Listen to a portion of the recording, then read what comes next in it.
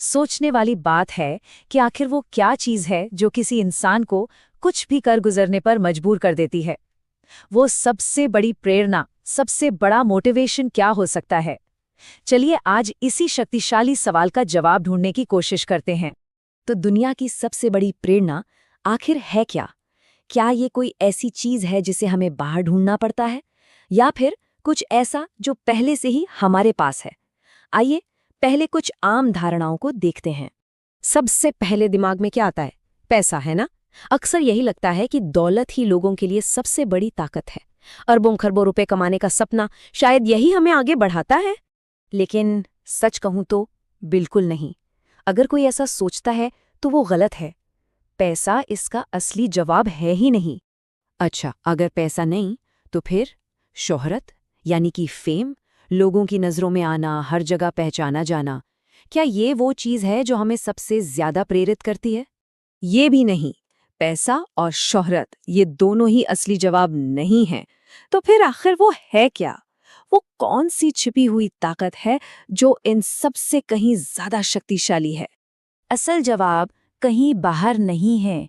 उसके लिए किसी चीज का पीछा नहीं करना है। वो जवाब तो हमारे पास पहले से ही है, हमारी अपनी सच्चाई में, हमारी अपनी जिंदगी के अंदर।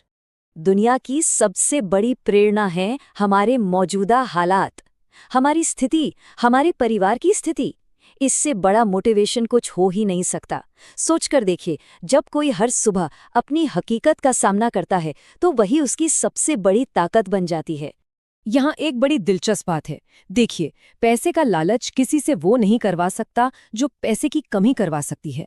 अमीर बनने की इच्छा जरूर शक्तिशाली है, लेकिन अपनी जरूरतों को पूरा न कर पाने का दर्द वो उससे कहीं ज्यादा शक्तिशाली है। ये दर्द उस तरह से काम करने पर मजबूर करता है जिस तरह से सिर्फ एक इच्छा कभी नहीं कर सकती। तो सवाल ये है कि इस दर्द को, इस तकलीफ को ताकत में कैसे बदला जाए? आखिर कैसे कोई अपने संघर्ष को ही अपनी सबसे बड़ी ताकत बना सकता है? चलिए देखते हैं। जरा उस पल के बारे में सोचिए जब कोई किसी दुकान की खिड़की से कोई चीज देखता है और मन करता है कि काश मैं इसे खरीद पाता, लेकिन सिर्फ पैसों की कमी की वजह से उसे अपनी उस ख्वाहिश को दिल में ही मारना पड़ता है।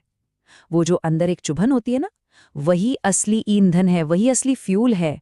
या जब कोई अपने माता पिता को देखता है जो शायद अपनी उम्र से ज्यादा बूढ़े लग रहे हैं, क्योंकि वो अपने बच्चों के लिए खून पसीना एक करके दिन रात काम कर रहे हैं, और वो भी सिर्फ इतने पैसों के लिए जिसमें मुश्किल से गुजारा हो पा रहा है।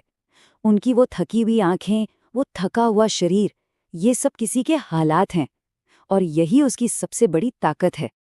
और ये सिर्फ आर्थिक ही नहीं, सामाजिक दर्द भी एक बहुत बड़ा प्रेरक है।